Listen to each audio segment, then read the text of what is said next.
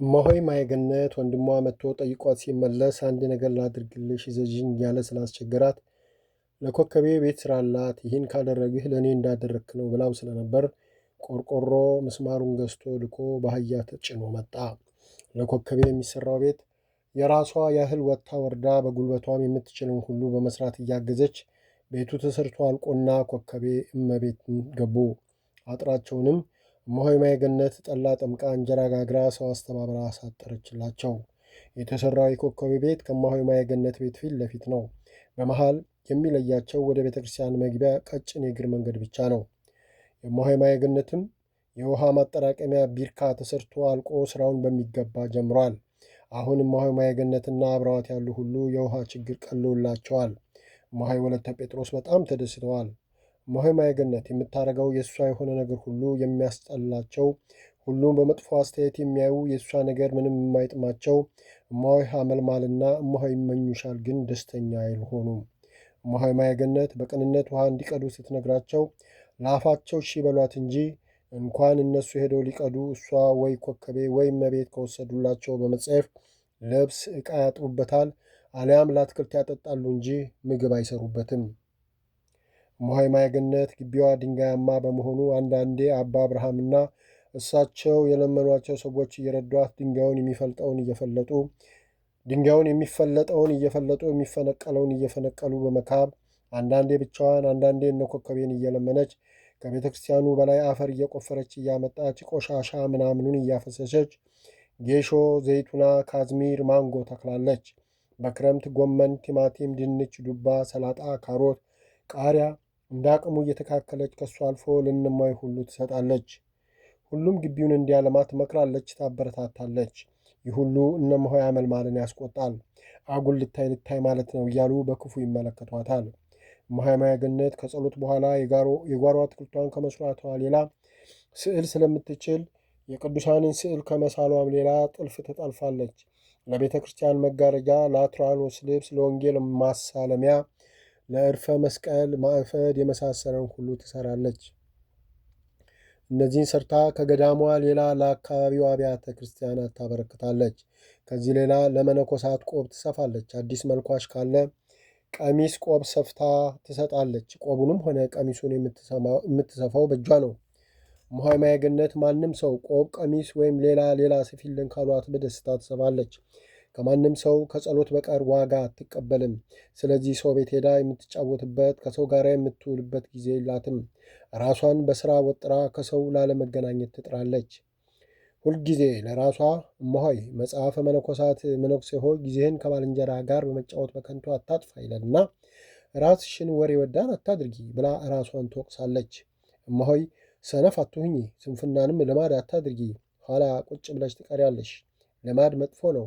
መጽሐፈ መነኮሳት እንዲህ ይላል፣ መነኩሴ ሆይ ከሰይጣን ይልቅ ልማድን ፍራ ይላልና ክፉ ልማድሽን ተይ ትላለች። እንዲህ እያለች ራሷን እየወቀሰች በራሷ ማዕቀብ ትጥላለች። ይህ ሁሉ ጥረቷና ድርጊቷ ለእነ እማሆይ ትዕቢት፣ እወቁኝ ባይ፣ እኔ ብቻ ልታይ ባይ እያሉ ሁሌ ስራውን በማጥላላት ያዩባታል። ኮከቤ እማሆይ ማየገነትን ለማጥቃትና ለማናደድ ስሟን ከማጥፋት ጀምሮ የማትፈነቅለው ድንጋይ የለም። አንድ ቀን እማሆይ ከቤተ ክርስቲያን ስትመለስ ጠብቃ በእሷና በእማሆይ መሃል ያለውን መንገድ አዋራውን እያቦነነች ትጠርግ ጀመር። ጓደኛዋ እመቤት ጥራጊውን እያፈሰች እማሆይ ማየገነት በር ላይ ትቆልላለች። እማሆይ ማየገነት ቆም ብላ ሁኔታቸውን ተመለከተችና ደስ ካላችሁ እንኳን የውጭ በር ላይ ቤቴም ውስጥ ከምሩት፣ ቆሻሻን አይንቅም፣ እኔም በኃጢአት የቆሸሽኩ ነኝ፣ ስለዚህ አልከፋም ብላ በሆዷ ግራ ቀኝ ሳታይ ዝም ብላ ገባች። እሷ እንደገባች እማሆይ ወለተ ጴጥሮስ ወደ እሷ ሲመጡ በሯ ላይ የተቆለለውን ቆሻሻ አይቶ ኮከቤን ምን ነው ልጄ፣ ቆሻሻ ሰው በር ላይ ይጣላል አሉ ተገርመው። እመቤትና ኮከቤ መልስ ሳይሰጧቸው ዝም ብለው ስራቸውን ይሰራሉ። እማሆይ ወለተ ጴጥሮስ እየተናደዱ ወደ እማሆይ ማየገነት መግባታቸውን ጥለው ወደ ቤታቸው ተመለሱ። እነ ኮከቤ ቆሻሻውን ደጇ ከምረው ወደ ቤታቸው ሲገቡ እማሆይ ማየገነት ወጥታ ቆሻሻውን ወደ ግቢዋ አግዛ በየአትክልቱ ውስጥ ስታረግ እማሆይ ወለተ ጴጥሮስ ተመልሰው ሲመጡ እማሆይ የምታደርገውን አይተው በመገረም ምን እየሰራች ነው ልጄ አሉ። እንደምታዩት ቦታውን ድንጋያማ ስለሆነ ይሄ ቆሻሻ ለአትክልቱ ጥሩ ምግብ ይሆነዋል ብዬ ነው አለች ፈገግ ብላ። አንቺ ነሽ እንዴ ያጠራቅሙልኝ ያልሻቸው? አሉ ተገርመው። እኔ አላልኩም፣ የአትክልቶቹ አምላክ አዞላቸው ነው አለች እየሳቀች። የሚጠቅም ከሆነ ጥሩ ነው ብለው የመጡበትን ጉዳይ ይዘው ሲወጡ ይች ልጅ ብቃት ደረጃ ሳትደርስ አትቀርም፣ ሁሉም በጸጋ ትቀበላለች ብለው ተገረሙ። ኮከቤ በእማሆይ ማየገነት ላይ ስታሴር ስትማከር እሷው ሳታስበው ተደብድባ አዲስ አበባ ለሕክምና ሄደች። ኮከቤ ከ6 ወር በኋላ የተሰበረው እጅና ጎኗ ጨርሶ ባይድንም ተሽሏት ወደ ገዳሟ ተመለሰች። ኮከቤ እማሆይ ማየገነትንና እማሆይ ወለተ ጴጥሮስን ማየት ፈራች። ለእነሱ ያጠመደችው ለእነሱ የተመኘችው ሁሉ ለእሷ ስለሆነ እፍረቱ አንገቷን አስደፋት። በገዳሙ ያለው ሰው ሁሉ የሚጠቋቆምባት የእጅሽን አገኘሽ የሚላት መስሏት ፈራች። ገዳም ስትደርስ ግን እነ እማሆይ ማየገነት በፍቅርና በናፍቆት ተቀበሏት። እንኳን ጤናሽን አግኝተሽ ወደ ገዳምሽ ተመለስሽ ብለው የሚያስፈልጋትን ሁሉ አደረጉላት። እማሆይ ማየገነትም በቤቷ ያለውና ለእሷ ያስፈልጋታል ያለችውን ሁሉ በማድረግ አይዞሽ ብላ አለኝታነቷን ገለጸችላት። እነ እማሆይ ይመኙሻል ታይ ብለው ገስጸው ወደ በጎ መምራት ሲገባቸው ነገሮችን እያጋነኑ ወደ አልተፈለገ አቅጣጫ ከጣሏት በኋላ አሁን ደግሞ ከደረሰባት አደጋ ድና ስትመጣ ባለፈው ተጸጽተው እንደመመለስ ዛሬም እማሆይ ማየገነትና እማሆይ ወለተ ጴጥሮስን ለምን ፊት ትሰጫቸዋለሽ የሚሏትን አልሰማ ብላ ፊት ስለነሳቻቸው ተቆጥተው ትተዋታል። ኮከቤ እማሆይ ማየገነትም ሆነች ሌሎችም ከልባቸው ይቅር ያውላት ቢሆንም እሷ ግን በሀፍረት በጸጸት ውስጧ ይቃጠላል። ያ ያደረገችው ክፉ ስራ ሁሉ ከፊቷ አልጠፋ አለ። ጸጸት ውስጧን እንደ ሸህል አበላት። አንድ ቀን ወደ አባ ዘራ ብሩክ ሄዳ ከመጀመሪያ ጀምሮ ከአባ ፈቃዱና ከነ እማሆይ ይመኙሻል ጋር ሆና ያደረገችውን የሰራችውን ሁሉ ዘርዝራ ከነገረቻቸው በኋላ አባቴ በእርግጥ እማሆይ ማየገነት በደረሰብኝ መከራ ተቀይማኝ ወይ ተደስታ ካጠገቤ ሳትርቅ መከራዬን መከራዋ አድርጋ ከማንም በላይ ረድታኛለች፣ ተንከባክባኛለች። ግን ነፍሴና ስጋዬ ይሞግቱኛል። መረጋጋት አልቻልኩምና አባቴ ስለ ፈጣሪ ብለው ጠርቶ በፊቶ ኃጢአቴን ሁሉ ተናዝዤላትና ይቅርታዋን አግኝቼ እፎይ ልበል። ከተሰበረው የእጄና የጎኔ አጥንት በላይ ያሰቃየኝ የመንፈሴ ስብራት ነውና ይርዱኝ ብላ እግራቸው ላይ ተደፋች። አባ ዘራ ብሩክ ከእግራቸው አነሷትና ልጄ ትልቁ ንስሐ የሰሩትን አውቆ መጸጸትና ዳግም ያንን ላለማድረግ ለፈጣሪም ለራስም ቃል መግባት ነው እንጂ ዛሬ በደረሰብሽ አደጋ ተደናቅጠሽ ተጸጽጠሽ ይቅር ብትባይ ነገ ይህ ሲረሳ ሌላ ጥፋት እንዳትነሺ ይሄ ጸጸት እስከ ሕይወትሽ ፍጻሜ ትምህርት ሆኖ አብረውሽ ሊኖር ይገባል። ልጄ ይህን ለምን አደረግሽ ብዬ ባለፈው አልወቅስሽም። ይሄ የለበስነው ሥጋ ሁሌ ተሳሳች አጥፊ ነውና ያለፈው አለፈ። በአባትነቴ ግን ለወደፊቱ የምመክርሽ ሁለተኛ አዳሚም አሳዳሚም አትሆኝ ብለው ብዙ መክረዋት ከነ እማሆይ ማስታርቀዋት ለጊዜው ሁሉ ነገር ቀሏት እየኖረች ነው። የአቡነ ናትናኤል ገዳም በሀገር ውስጥም ሆነ ከሀገር ውጭ ዝናው እየገነነ ታዋቂ እየሆነ ነው። በወንዶች ገዳም የመድኃኔ ዓለም በዓልና በሴቶች ገዳም የአቡነ ናትናኤል በዓል በሚከበርበት ጊዜ ብዙ ምዕመናን፣ ካህናት፣ ዲያቆናት ከየገዳማቱ መነኮሳት ይመጣሉ። ገዳሙ ለበዓሉ የሚመጡትን እንግዶች ጋግሮ ጠምቆ በፍቅርና በትሕትና ያስተናግዳል። በገዳሙ ውስጥ ነዋሪ የሆኑትም ወንድ ሴቱ በየቤቱ የተቻለውን ያህል ደግሶ በየቤቱ እንግዳን ያስተናግዳል። እማሆይ ማየገነትም ያላትን አዘጋጅታ ብዙ እንግዶችን ታስተናግዳለች። ታዲያ የሚመጡ እንግዶች ከጊዜ ወደ ጊዜ እየጨመሩ ከመምጣታቸውም በላይ የዛኑ ያህል ብዙ ያልተገባ ነገር የሚያደርጉ ስላሉ በጣም ታዝናለች። ድሮ ወደዚህ ገዳም የመጣች ጊዜ የሚመጡ እንግዶች አመጣጣቸው ፈሪሃ እግዚአብሔር ያለበት፣ ለገዳሙም የሚሰጡት አክብሮት ካለባበሳቸው ጀምሮ ይዘውት እስከሚመጡት ስንቅ ድረስ ፍጹም መንፈሳዊነትን የያዘ ነበር።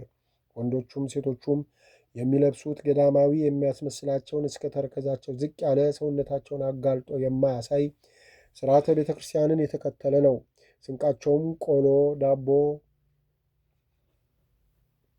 ዳቦ፣ በሶ፣ ለዕለት በሽሮ ወይም በክክ የተሰራ አገልግል ወይም ጭብጦ ነበር። ገዳም ላይ በሚቆዩበትም ጊዜ በጸሎት በስግደት ቤተ ክርስቲያንን በማገልገል በትርፍ ጊዜያቸው የመነኮሳትን ልብስ በማጠብ መነኮሳትን በማገልገል ደካማችን በመርዳት ነበር። ለገዳሙም ይዘው የሚመጡትን ሽሮ፣ በርበሬ፣ በሶ፣ ሳሙና፣ ምላጭ፣ መርፌና ክር፣ ጥራጥሬ፣ አቡጀዲ፣ ጋዝ፣ ሻማ፣ ክብሪት፣ ብርድ ልብስና ከፍ ካለ የቀለብ መሸመቻ ገንዘብ ነበር። በዛ ላይ ካረማመዳቸው ጀምሮ ለመነኮሳት ለመናንያን እንቅፋት እንዳይሆኑ አጥብቀው ይጠነቀቃሉ። ምግባቸውም ገዳሙ ያፈራውን አረረ መረረ ሳይሉ በአክብሮት በደስታና በፍቅር ተመግበው ከፈጣሪያቸው ጸጋና በረከትን ተቀብለው ወደ ገዳሙ መጥተው የበረከቱ ተካፋይ ላልሆኑ ወገኖቻቸው እምነቱን፣ ጸበሉን፣ ዳቤውን ይዘው ይሄዱ ነበር። አሁን ግን እንዲህ የሚያደርጉ በጣት እየተቆጠሩ ነው።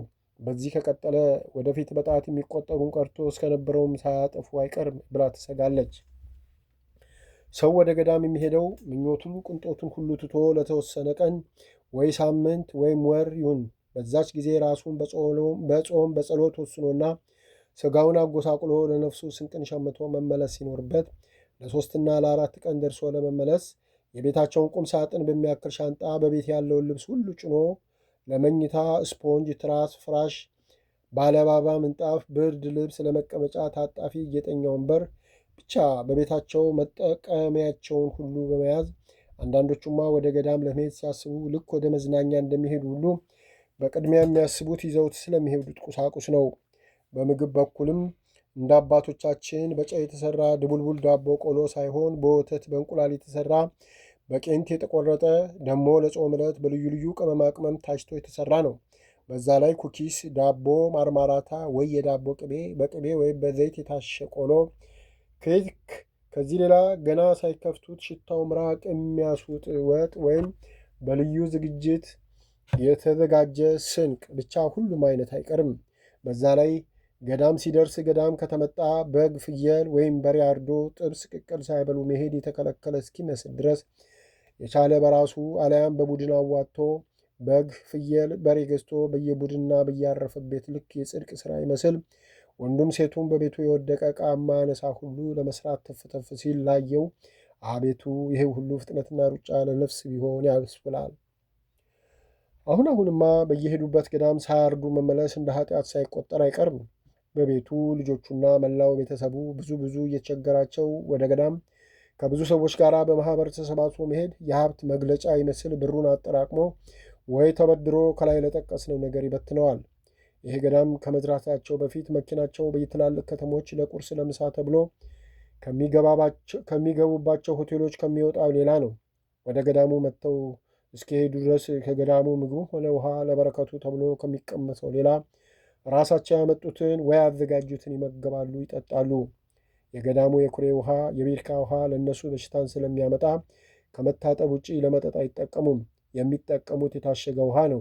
የገዳሙ ውሃ ለእነሱ ያልታከመ ነው። ከዚህ ሌላ ግማሾቹ የመጡበትን በመዘንጋት ወደ ቤተ ክርስቲያን የሚሄዱት ታቦቱ ሲወጣ የለበሱትን ጌጠኛ ልብስ ለማሳየት በሚመስል ሁኔታ ተሽከርክረው ነው። በተረፈ ሌሊት በሚደረገው ጸሎት ላይ አይገኙም። ምሽቱን ሲበሉ፣ ሲጠጡ፣ ሲጫወቱ አሳልፈው ሌሊቱን ይተኛሉ። ጠዋት ተነስተው ተሽሞንሙነው ይወጣሉ። ከሁሉ የሚገርመው ያ በትልቅ ሻንጣ የተያዘው ልብስ በቀን 2 እንኳ ተቀይሮ የመለበስ ዕድል ሳይገጥመው እንደመጣ የሚመለስ መኖሩ ነው። ማያገነት በእነዚህ ሁሉ እጅግ በጣም ታዝናለች። እሷ ቤት ለሚመጡ እንግዶች ለአንዳንዶቹ በቀል እያዋዛች፣ ለሌሎቹ ኮስተር ብላ፣ ለግማሾቹ ተቆጥታ ትክክል እንዳልሆኑ ባገኘችው አጋጣሚ ሁሉ ትናገራለች። በዚህ ንግግሯ ጥቂቶች ልክ ነው ብለው ቢመለሱም አብዛኞቹ በየጥቅማቸውና በምቾታቸው ላይ ስለመጣች ዳግም ሲመጡ ወደ ሌላ እንጂ እሷን ማናገር እንኳ አይፈልጉም። አንዳንዶቹማ አጉል ተመጻዳቂ፣ አውቃለሁ ባይ፣ ትዕቢተኛ ወዘተ እያሉ ይሰድቧታል፣ ያሟታል። እማሆይ የአቡነ ናትናኤል በዓል ሊያከብሩ ከመጡት ሰዎች አንዷን ልብ ብላ ስታያት የተሰራውን ምግብ ተጠይፋ እሷ ያመጣችውን ምግብ ስትመገብ ዓይኗን እሷ ላይ ተክላ ሁኔታዋን ሁሉ ስትከታተል ስለነበር በሁኔታው ሁሉ በጣም ተናደደች። ይህች ሴት ምግባችንን፣ ውሃችንን፣ መቀመጫችንን ከጠላች ከተጸየፈች ለምን መጣች?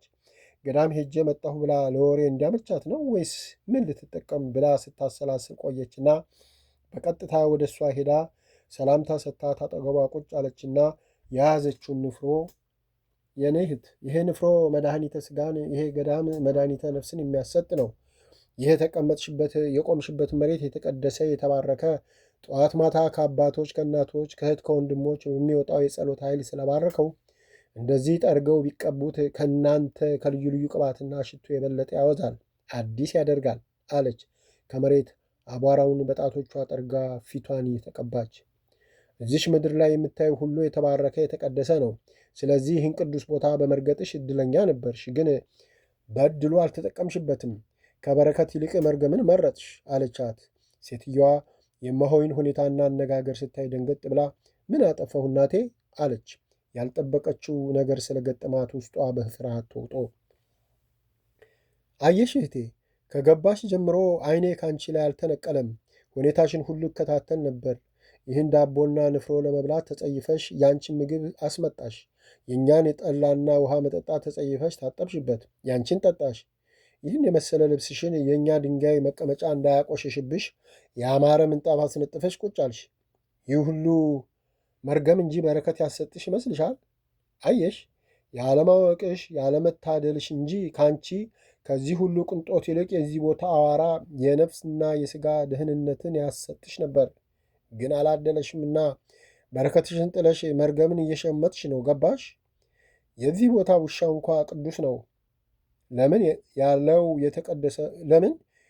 የተቀደሰ ቦታ የሚበላው የተጸለይበትን የተቀደሰ ምግብ ነው። አንቺ ግን ይህን ቅዱስ ምግብ ተጸየፍሽው አለቻት። ሴትዮዋ እናቴ፣ እኔ እኮ ማንኛውም ምግብና መጠጥ ስለማይስማማኝ ነው እንጂ ተጸይፌ አይደለም አለች። እማሆይ የያዘችውን ንፍሮና ዳቦ ንጽሕና የጎደለው አድርጋ እያየች፣ እማሆይ ማየገነት በሽታማ የለብሽም። ብትታመሚ ኖሮማ ይህን መሳይ የሌለውን መድኃኒት ትመገቢ ትጠጪ ነበር። የአንቺ በሽታ መጸየፍ ነው። እኔን የማይገባኝ ግን ይህን ራስን መውደድና ቅንጦት የሚፈልግ ሰው እንደዚህ የተቀደሰ ቦታ የሚመጣበት ምክንያት ብቻ ነው። እዚህ ቦታ እኮ የሚመጣበት ራስን ዝቅ አድርጎ ከአባቶች ቅዱሳን ከእናቶች ቅዱሳት ጸሎት ቡራኬ ተቀብሎ በቦታ ያለውን እህል ውሃ በልቶ ጸበል ተጠምቆ ጾሞ ጸልዮ ከበሽታውና ካለበት ችግር ተገላግሎ በእግዚአብሔር በረከትና ደስታ ተሞልቶ ለመሄድ እንጂ ሶደሬ ወይ ሌላ መዝናኛ ቦታ ሲኬድ እንደሚኮን ሆኖ ለመሄድ አይደለም። ስለዚህ እህቴ የቦታውን ክብርና አመጣጥሽን መርምሪ። የአንቺ ቅንጦትና ዘመናዊነት ቦታው እዚህ አይደለም። ማንኛውም ምግብና መጠጥ ስለማይስማማኝ ነው ላልሽው በጣም አዝናለሁ። ይሄ የምታዩ ዳቦና ንፍሮ፣ ጠላና ውሃ ለአንቺ በአንቺ ቤት የምግብ አሰራር ጋር ስታወዳድሪው በአንቺ አይን በእርግጥም ማንኛውም ተራ ምግብ ሆኖብሽ ይሆናል። ግን የአንቺ ቤት ምግብ ሆድ ከመሙላት ያለፈ ፋይዳ የለውም። ይሄ ግን ምግበ ሥጋ ምግበ ነፍስ፣ መድኃኒተ ሥጋ መድኃኒተ ነፍስ ነው። ካለብን ከሥጋዊ ደዌ የሚፈውሰን መድኃኒት ስለሆነ ማንኛውም ምግብ ተብሎ አይጠራም። ስመ እግዚአብሔር እየተጠራ ገድል እየተነበበ የተዘጋጀ ነው። ስለዚህ እንኳን ብሎልኝ ተብሎ ተለምኖ አይገኝም። እህቴ ዛሬ ለመብላት አይደለም ለማየት የተጸየፍሽው ነገ ፈልገሽ አታገኘውም ብላት ካጠገቧ ተነስታ ሄደች። ሴትዮዋ ይህን ሁሉ ስህተት መፈጸሟን ስታውቅ ሌላው አይቶና ታዝቦ ቢነግራት መላ ሰውነቷን ፍርሃት ወረራት። ከተቀመጠችበት መነሳት ቀርቶ ግራ ቀኟን ዞር ዞር ብላ ማየት አቅቷት አቀርቅራ ለብዙ ሰዓት ከቆየች በኋላ እንደምንም ራሷን አረጋግታ እሞሆይ ግቢ ከሚያስተናግዱት አንዱን ጠርታ ወንድሜ አሁን ያናግሩኝ እሞሆይ ቤታቸው እዚህ ነው አለችው። አዎን አላት። ጎሽ ብላ ትንሽ አሰብ ባደረገችና እባክህ እዚሁ እሳቸው ቤት ማረፊያ ቦታ ካለ ጠይቅልኝ አለችው እየተለማመጠች። ልጁ ላፉ እሺ ብሎ ከሴትዮዋ ዞር እንዳለ የእሞሆይን ቁጣ አይቶ ስለነበር ያለችውን ለእሞሆይ ለመንገር ፈርቶ ቆሞ ሲያመነታ እሞሆይ ሴትዮዋ ስታነጋግረው አይታ ስለነበር ጠርታ ምን ፈልጋ ነው አለች ፈገግ ብላ በልቧ። የተሳደበች የሆነ ልጁ የፈዘዘው ብላ።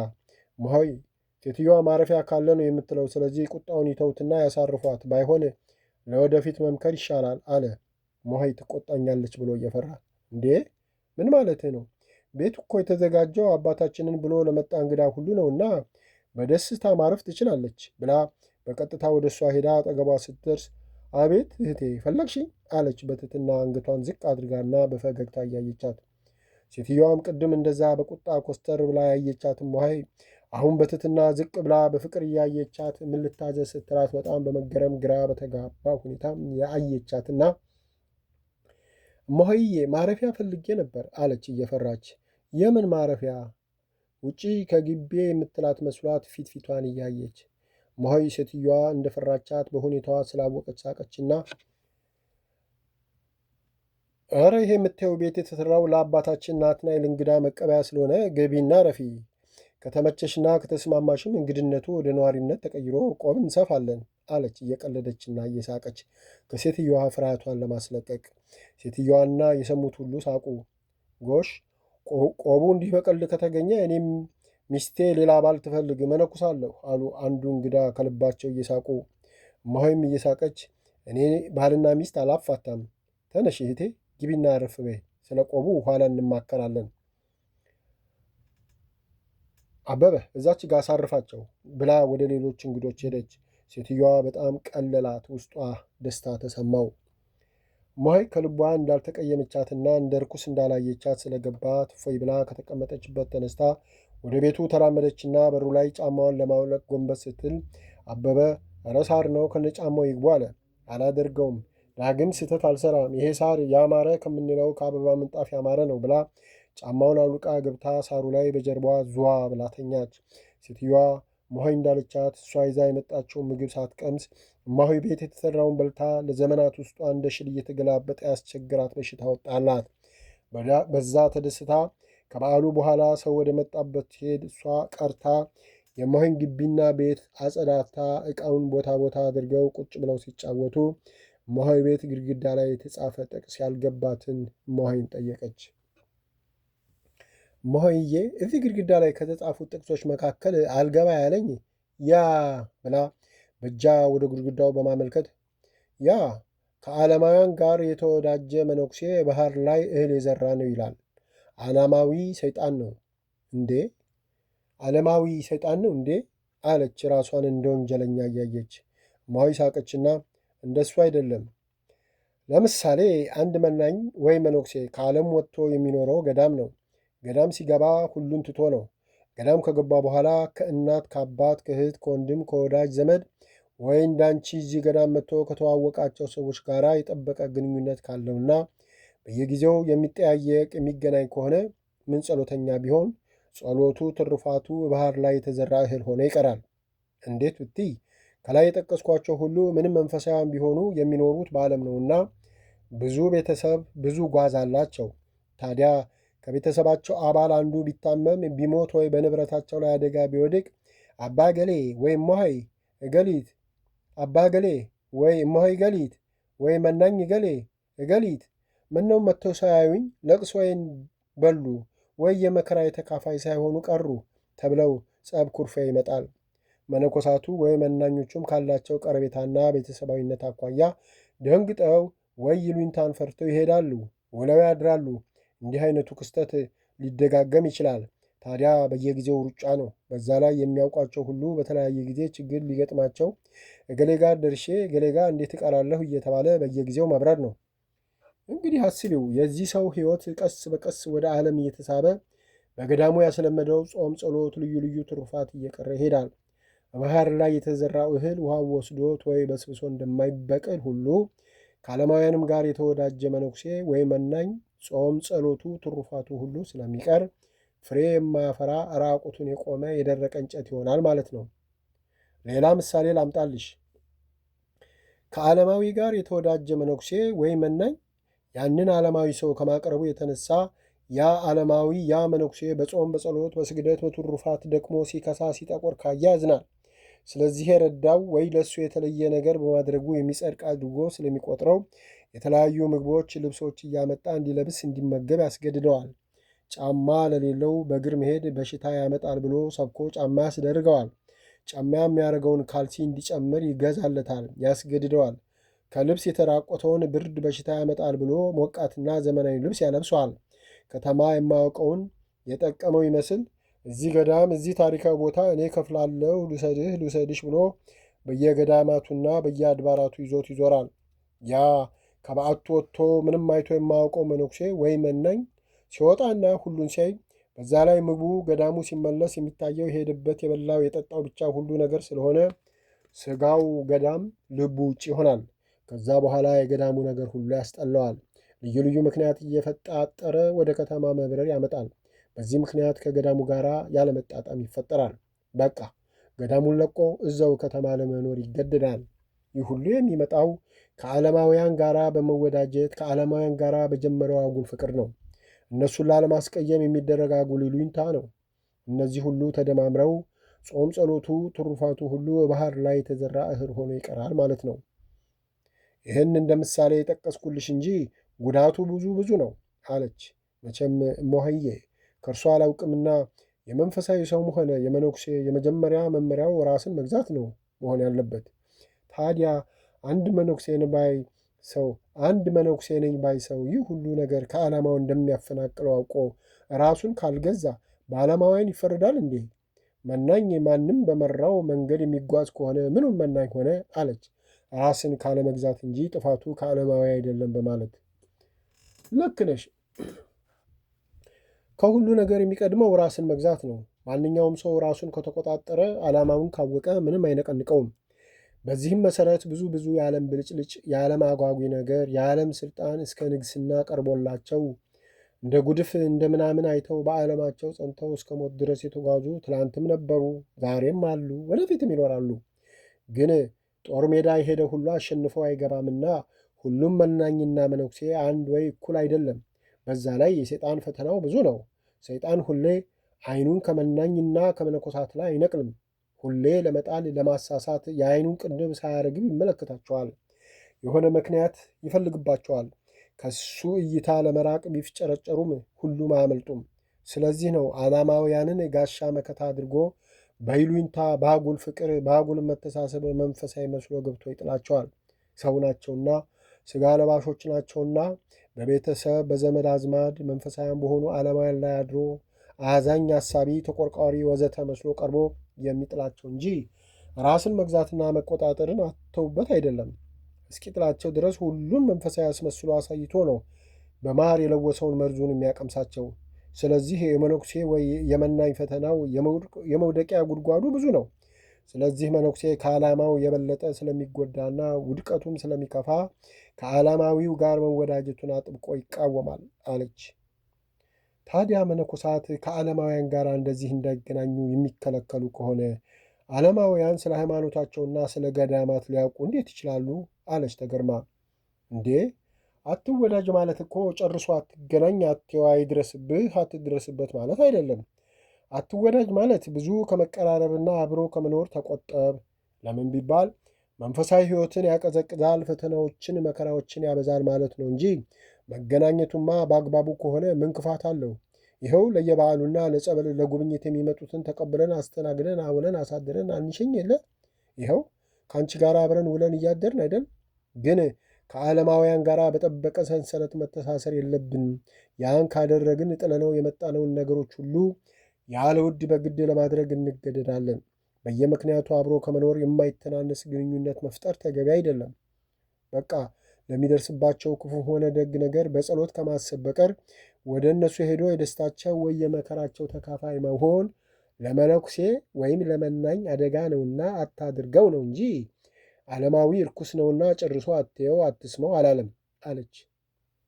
በቃ አሁን ገባኝ። እኛ ወደ እናንተ ብንመጣ በነፍስም በሥጋም ፈውስን፣ በረከትን፣ የመንፈስ ረፍትን እናገኛለን።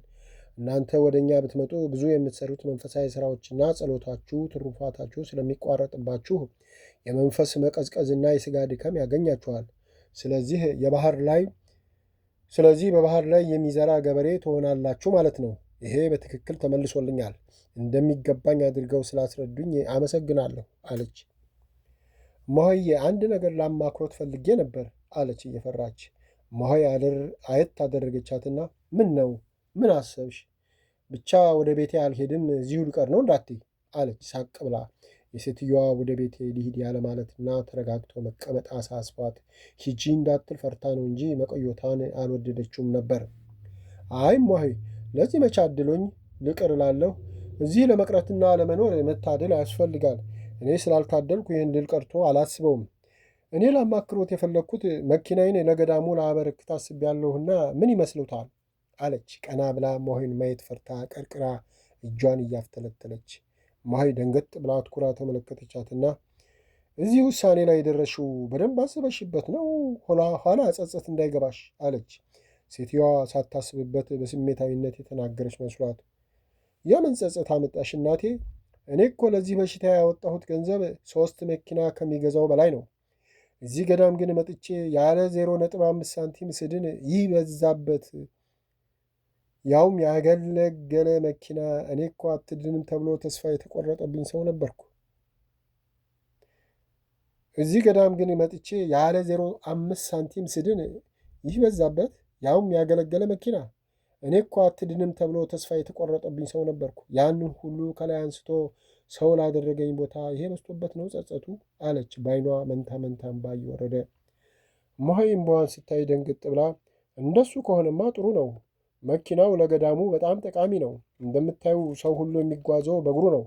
ቦታው በረሃ ስለሆነ እዚህ ለመድረስ በጣም ያደክማል። ስለዚህ ሹፌር ተቀጥሮ በእግሩ መምጣት ያቃተው መጠነኛ ክፍያ ከፍሎ ይመጣል።